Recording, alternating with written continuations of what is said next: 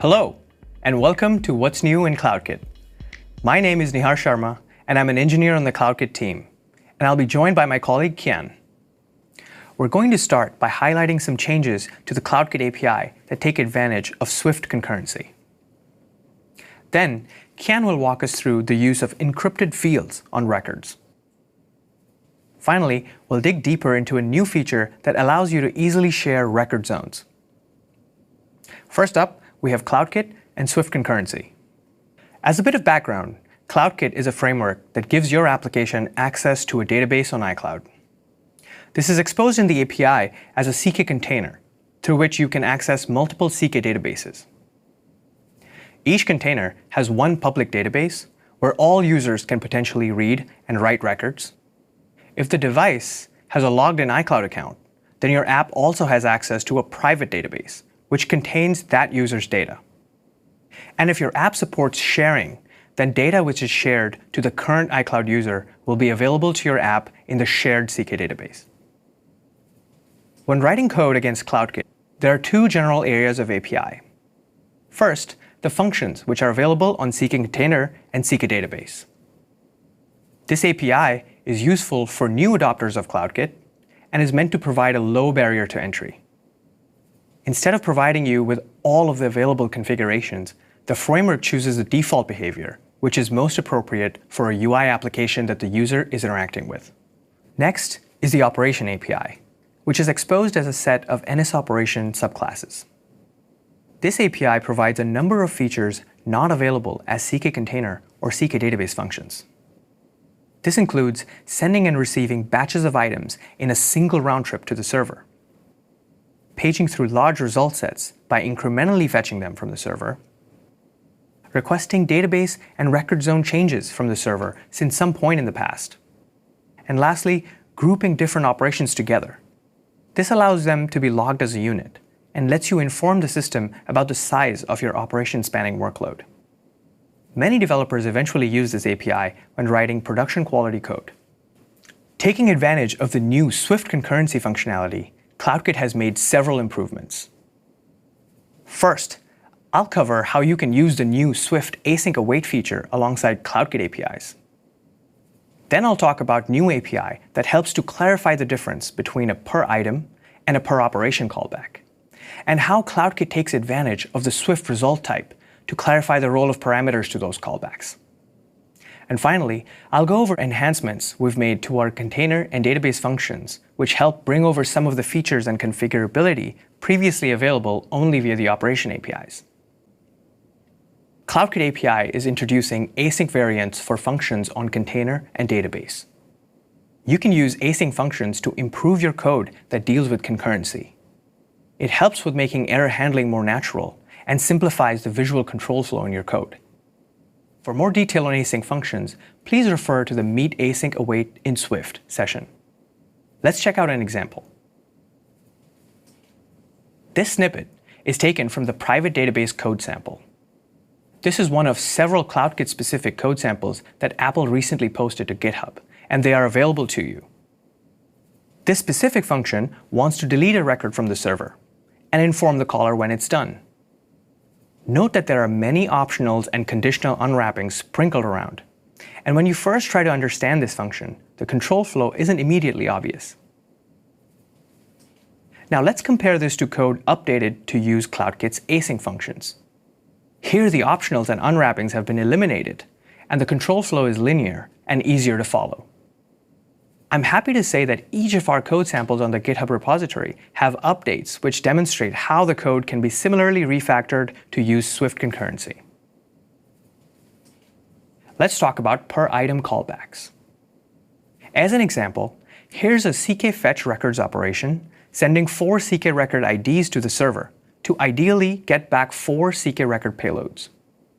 This operation can go one of 3 different ways.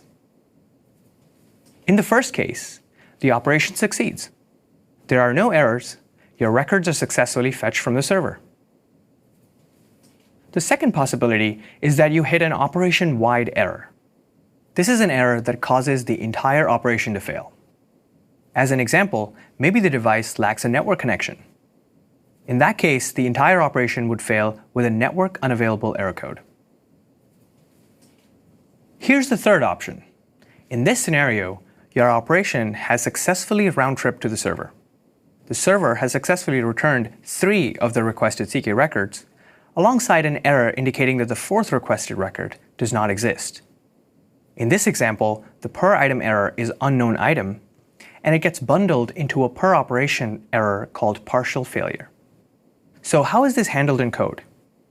On top, ckFetchRecords operation declares its per record completion block and per operation completion block, alongside a sample implementation of each of these on the bottom. Note the overlap between these two callbacks. From the missing record example from before, the code expects a per item error twice. Once as a top-level unknown item error in the per item callback, and again bundled inside a partial failure error in the per operation callback. Similarly, it also expects per item successes in 2 places for the records which are fetched successfully. First, as a top-level parameter to a per item callback, and once again, wrapped in the records by record ID dictionary of successful results in the per operation callback. By leveraging Swift result type, CloudKit has replaced both of these callbacks to make the API clearer.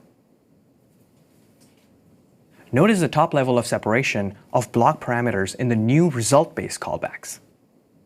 Per record result block has an ID, identifying the item that CloudKit is calling back about. And it has its per item result. The result is now strongly typed, so you know you're getting either a successfully fetched CK record payload or a per item error. Similarly, the operation scope completion block has also been updated to an operation scope result block, which no longer duplicates any success or failure already reported by the per item result block. So CloudKit has now formally separated their concerns. One block is used exclusively for per item reporting, and another exclusively for per operation reporting. Going back to our missing record example, the expectation is 3 invocations of the per item result block with successfully fetched CK record payloads, 1 invocation of the per item result block with an unknown item error, and 1 invocation of the per operation result block with no error, as the operation succeeded overall. One of CloudKit's new improvements is to surface separate per item and per operation callbacks everywhere. Previously, only the highlighted operations have had per item callbacks that surface per item errors. I'm happy to announce that all CK operations now expose per item callbacks that pass back per item errors when appropriate.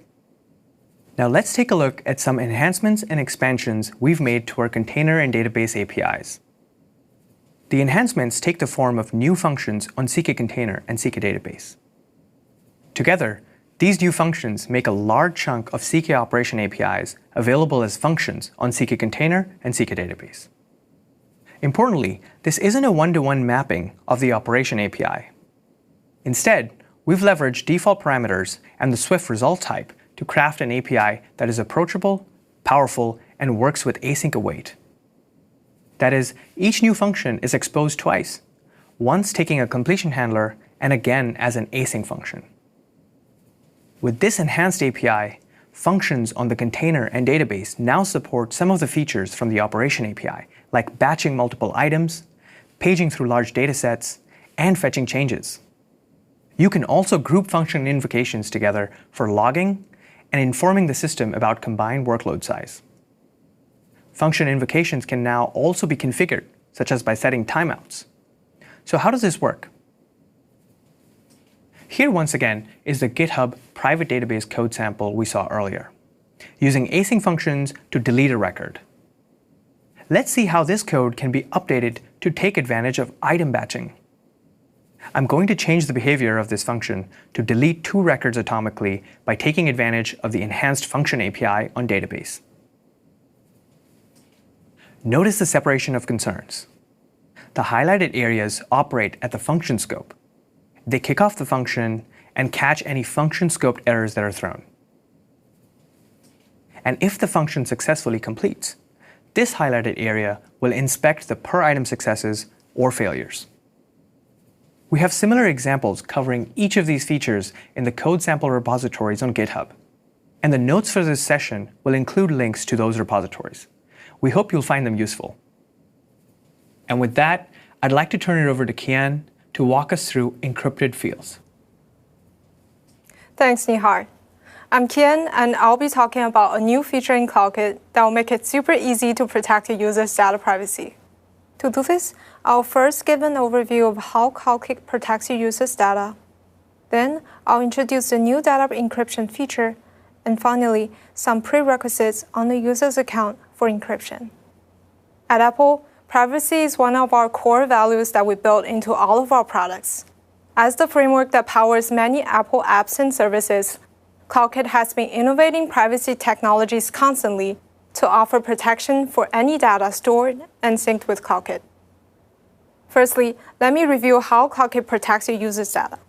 CloudKit's approach includes two primary data protection methods: account-based protection and cryptographic protection.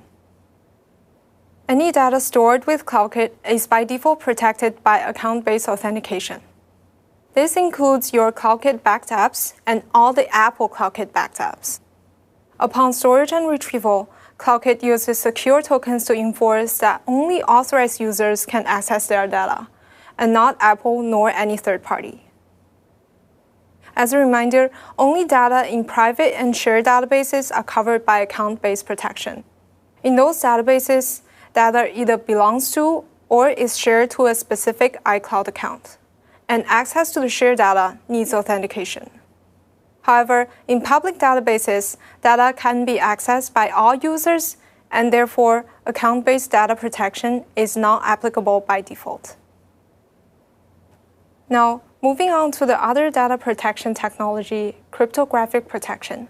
CloudKit provides cryptographic protection for sensitive data stored in Apple-owned apps and services, as well as all of your users' data stored in the form of CK asset. These data are pre-processed and encrypted locally before it's sent to the CloudKit server for storage, and is decrypted locally upon retrieval. This encryption functionality uses key material that is stored in the iCloud keychain belonging to the iCloud account signed in on the device. It's also compatible with CloudKit sharing functionality, ensuring that only the users on the CK share can decrypt the relevant encrypted fields. Cryptographic protection adds another layer on top of the account-based protection, because even if unauthorized party somehow bypasses the authorization, they cannot decrypt the data retrieved. Cryptographic protection should be used for data that is sensitive or private to your users. Many CloudKit-backed apps within Apple take advantage of this functionality, with photos and notes as two examples. Until now, CloudKit's protection for your users' non-asset data provides account-based protection by default. CloudKit is now offering the cryptographic protection in addition to save you from all the key derivation, management, and encryption-decryption processes. And this will help you build CloudKit-backed apps with stronger than ever privacy promises. Let's check out the new API to help you do that. You can add any key value pair and the new property encrypted values on CK records for encryption, and the same exact property to get back the decrypted original value.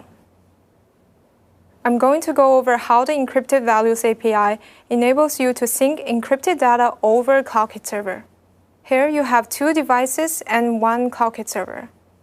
If you set the encrypted values key value pair, CloudKit will automatically encrypt the record values locally in CK modified records operation to the server. On another device, after retrieving the records from the server, you can call the same API and CloudKit will automatically unwrap the key value pair. You only need minimum code change to achieve this process. On the first device, using the encrypted values API, you can set the key value pair on the record. In this case, the key is encrypted string field and the value is a string object. After that, you can then call CK modified records operation to save the new records to the server. On the second device, you can call CK fetch records operation to retrieve the encrypted record. and by using the same encrypted values property, you get the string back. That's it. One simple property will handle all of the encryption and decryption processes for you.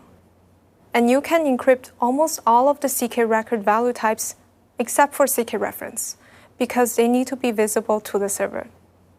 Note that because CK asset field, as mentioned previously, already employs encryption by default, they cannot be set as an encrypted value. You can visualize the encrypted fields by going to the CloudKit database schema. Just like for the regular fields, there is a CloudKit console session, Meet CloudKit console, that shows you other changes made to the console, and feel free to check it out. In the console, all encrypted fields will be shown in the drop-down for record value data types. They will have the prefix encrypted, such as encrypted double, encrypted timestamp, to help you differentiate them from the unencrypted ones. You can also manage encrypted fields through the CloudKit console directly without any code change. For example, you can add a new encrypted field to a new record type in your development database schema. Moving on to the prerequisite on accounts for operations involving encryption. As any other operations in private and shared databases, they require a valid logs-in account. You need to check the status of your current account in your initialization logic by calling CK container account status with completion handler. As a reminder, the status will need to be available for operations in private and shared databases.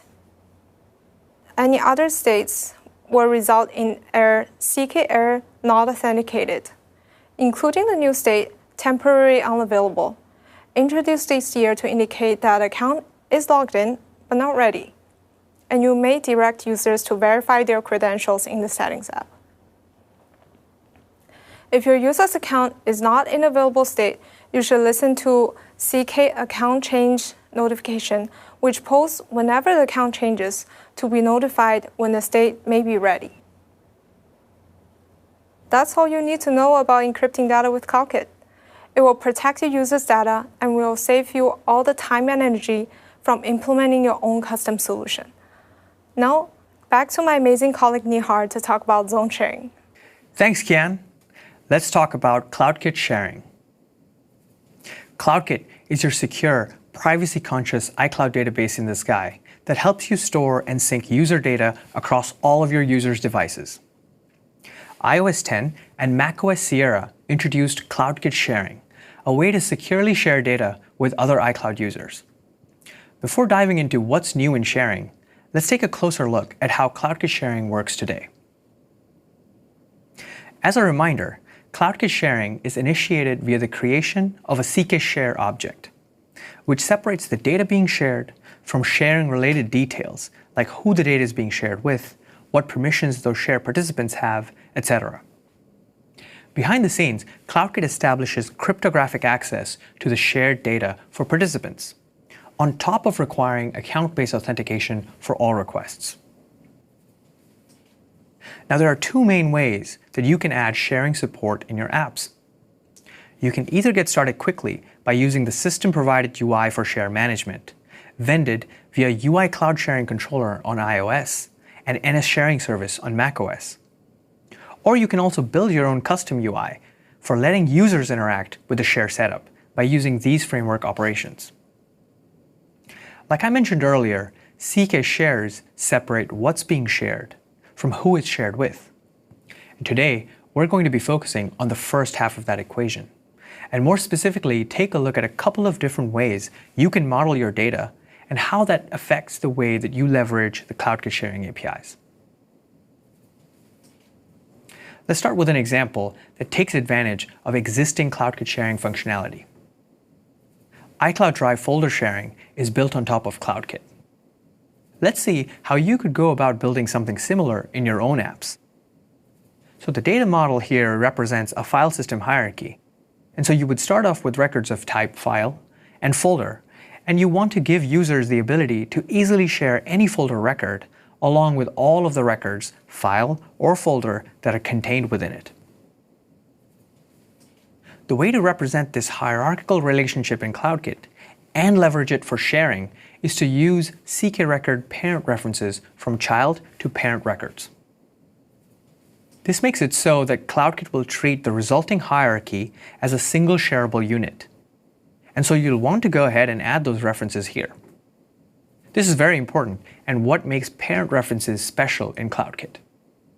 Note that if you don't plan to support sharing, you don't need to use parent references, and any plain CK reference field in your own schema will suffice. With that set up, folder sharing can now be supported simply by initializing a CK share with the folder record as a CK share's root record. Using the folder as the root record means that CloudKit will automatically share all records that are part of the parent reference-based hierarchy, ultimately pointing at that folder record. This also means that records added or removed from this hierarchy at a later point are automatically shared or unshared, respectively. So how is this simple folder sharing model set up in code? Continuing our example, here are the two file records, along with the folder record to be shared in a custom zone in the private database. First, the parent references are set on both file records, pointing to the folder record. And the file records are then saved. Note that it is good practice to save the parent references as early as possible in order to minimize the number of records that need to be modified when the folder is being shared. Then, all three records are shared by initializing a CK share with our folder as a root record, and saving the CK share along with the folder record in the private database. Note that since the parent references were previously saved to the server, only the root folder record needs to be modified along with the share at share time. And that's it. Your app is now sharing folder records along with the records underneath them. CloudKit can support multiple CK shares within the same zone, as long as their record hierarchies don't overlap. Now let's say instead of a hierarchical folder sharing model, you have records representing a few distinct types in your zone, and no logical hierarchy between them. In other words, the zone is being treated as a bucket of records, and you want to quickly get started with sharing all of the records in it. Ideally, you'd just be able to mark an entire record zone as shared without manipulating any records within it. Now, with zone sharing, you can do just that. So let's set this up in code. All you need to do is to use the new initializer for CK share that takes a record zone ID for an existing zone in the private database. Once this new zone-wide share record is saved, all records that exist in this zone on the server are automatically shared. And sharing new records or unsharing records going forward works by simply adding or removing those records from the zone. The entire record zone can be unshared at any point by deleting the zone-wide share record. Let's dive a little deeper into these new zone-wide share records. For convenience, the zone-wide share record always has a well-known record name, CK record name zone-wide share, which can be used along with the zone ID to create the full share record ID. Zones using zone sharing do not require any parent references to be set up between records in that zone. Note that since zone sharing only allows a single share record per zone, this flavor of sharing cannot coexist with hierarchical shares within the same zone. So you can either have one or more hierarchical shares in a zone or a single zone-wide share record. You can save zone-wide shares in any non-default record zone, and these are also marked with the new zone capability, CK record zone capability, zone-wide sharing. All existing CloudKit sharing mechanics past the creation of the CK share record remain the same and are fully supported for zone-wide shares, with one exception. Since there are no longer any root records when using zone sharing, related properties on CK share metadata like hierarchical root record ID and root record will be nil when accepting zone shares. Similarly, when using CK fetch share metadata operation to bootstrap a custom share acceptance flow, properties should fetch root record, and root record desired keys will be ignored by the system when fetching share metadata for zone-wide shares. So there are now two flavors of CloudKit sharing available depending upon your data model. If your app schema logically forms hierarchies, and hierarchical trees make sense as shareable units, then continue to use CK record parent references to represent those hierarchies, and then share their root records. At Apple, we do this for notes, reminders, and iCloud Drive folder sharing in a similar fashion to that explored today. And for all other cases, you can now efficiently share an entire record zone simply by creating a single zone-wide share record, and take full advantage of CloudKit sharing. At Apple, we already leverage zone sharing for several features like HomeKit secure video sharing and HomePod multi-user. So today we explored how you can start writing CloudKit code in a new way using async await in Swift, including enhancements to the per item progress and error reporting APIs. We talked about how you can leverage encrypted fields on your records for sensitive user data, taking advantage of Apple's commitment to user privacy without rolling your own cryptography. And we learned about a faster way to get started with CloudKit sharing when your data model isn't hierarchical, with zone sharing. There's some great new documentation on these features and more available for you on developer.apple.com, so please take a look. There are many related sessions in the Explore CloudKit collection for you to check out as well, including one from Core Data introducing sharing functionality built on top of CloudKit. Thank you, and hope you have a great WWDC.